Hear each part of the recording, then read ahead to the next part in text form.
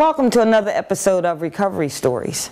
My name is Sharon Campbell, and last week I brought to you my personal testimony on addiction. All the nevers that I would never imagine came true when I was in my active addiction came true. And so this week I want to really focus on the gift of recovery. I mentioned last week that there are three things that addiction will guarantee you. That's jails, institutions, and death. And I think the willingness that finally got in me to try this new way of life was looking at me losing my freedom. Remember, I said jails, institutions, and death. And that's what my addiction was promising me, jail. So when the judge gave me an opportunity to go into treatment, that's exactly what I did. In that treatment facility, I was told upon leaving, get into a 12-step program. There are people going through the same thing you're going through. They're there to welcome you. They become your extended family. In fact, they even learn to love you before you get to love yourself. These people are there to coach you on. They have been through the recovery process themselves. Many of their nevers came true. And now they're enjoying a new way of life, a life without the use of drugs. That was scary for me, and it probably is for many of you out there. But hold on tight.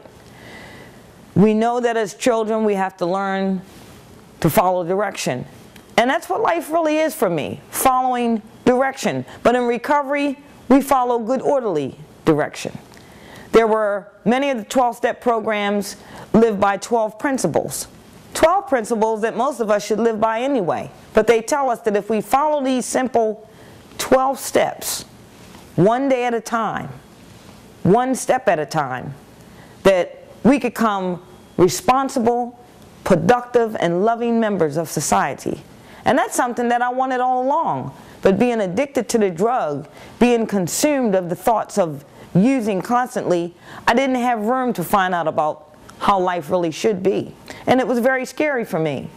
But I got into the 12-step program. I started hearing stories and just things that people were relating to that I could identify with. I was no longer feeling alone, but I was feeling a part of something. If you remember in the beginning of my story, many times we'll use drugs just so that we could feel a part of, be part of the group that our friends are involved in, and just feeling loved and wanted. So in recovery, I had to learn that same concept, and it was difficult for me. The first step is admitting that we have a problem and that my life had become unmanageable because of that problem. You see, one of my counselors told me, she said, Sharon, drugs isn't your problem, it's the symptom of your problem. She said, you're the problem. Now that was something I wasn't really happy to hear about, but it was the truth. And that's where I really started getting the help I needed, realizing that maybe all the time, everything everyone has been telling me, my family and those that love me, maybe they are really right. So I had to take a look at my behaviors, at my life, where I was going. And when I started following this simple step, that my life had become unmanageable, I became willing to lay the drugs down, just one day at a time. Okay, what I want to do is talk a little bit more about the first step, because we're going to have many more of these episodes coming up. And so I want to walk with you through the first step. Again, it's admitting that I was powerless over my addiction and that my life had become unmanageable. I had to get to a point where the denial was pushed to the side, and I really had to get gut-level honest with myself and agree that yes, the drugs had taken over and consumed my life. It affected every area of my life. It affected it physically. You start not caring about how you look, how you dress, your hygiene, the simple things in life that we get up in the morning and automatically do. When you're consumed with the disease of addiction, those things don't even matter to you. The only thing that you're thinking of is finding ways and means to get more drugs. So I had to get that mindset out of my head and start focusing on getting up in the morning. Well, I mean, me personally, I always tried to do that anyway. But as I mentioned, there were people who knew me who saw a decline even in my appearance. Emotionally, it affected my life. If anything got me upset, instead of me dealing with the situation at hand, talking with the individual about it or the circumstance, I would run to a drink or a drug. Anything that would give me what I thought the confidence to be able to handle a simple problem in life. Spiritually, it affected me because the God that I had been introduced to as a child, the only time I prayed or called on a God was when I wanted more drugs, or if I had taken maybe too many drugs and my heart was pounding so fast that I felt like I was going to die. And so then I would pray that God not let me die. You know, my spirituality, it went out the window. The only thing I believed in was the drug itself. So again, the first step told me to get in touch with the God of my understanding, who is loving, caring, and far more powerful than I am. Once I was able to do that, and I mean, these things don't happen overnight. It is a process. We didn't become addicted in one day, and so we're not going to go into recovery and be healed, you know, once we realize that we have a problem. So I got myself involved in doing spiritual things. My church family started working on giving rather than taking. Just wanted to change my whole perspective on life.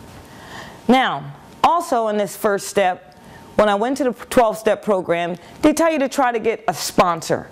A sponsor is someone who is just a best friend. Could be a parent even. Someone that you love and care about as much, who will help guide you through your recovery. People who are there to tell you the things that you need to hear, not necessarily the things that you want to hear. I mean, I really had to learn to discipline myself. I was very defiant in the beginning. Change can be fearful, but with the help of people who are walking that same road with you, one day at a time, we learn to pick up those pieces. It's like a great big puzzle. And you'll start off with the edges, building that foundation. I had to build a foundation of people who were in recovery, who were being responsible, productive members of society, who were getting their children back, who were getting jobs, opening up businesses, and I wanted what they had.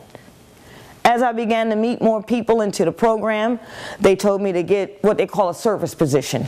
Be the coffee maker. Do something to get yourself involved. Do something to make yourself dependable again. And so that's what I did. In fact, the words that my sponsor told me one day in a conversation with her, I said, I'm really, really proud of what I'm seeing. I'm so happy for you, and I want what you have. Well, she looked me in the eye and she said, Sharon, if you want what I have, then you must do what I do. And the first thing you have to do is when you get up, is not run to a drink or a drug, but rather run to someone in recovery, run to a meeting, run to that God of your understanding. Stay with people who are in the middle of this thing. As I said, she allowed me to start working the first step. I went with her to meetings every day, got involved in a coffee position. I was there. People was expecting me. They was happy to see me. I was starting to feel like I was going to belong to something very special. I felt like I was at home because these people could identify with what I was going through. So in your area, there are 12-step programs all over the world. Doesn't have to be the program that I belong to. Whatever your drug of choice is, that's how you make the decision of what program you belong to. And only do this until you get the God of your understanding, pray, be responsible. You'll start to see a change in yourself. They asked me to try this for 90 days. They said, if this don't work, and you feel going back to that life of using and abusing drugs will work for you, so be it. But try this out first. And I had nothing to lose because, as I said, I was on probation. I was court ordered to do this. And again, the judge saw something in me, who I say today was my Creator showing up, that I didn't see in myself. We all have a calling to do. And the gift of recovery is a gift of life. It will help you find what your calling is in the world. It'll help you to fit in and belong to something very special. We'll see you again on another episode of Recovery Stories.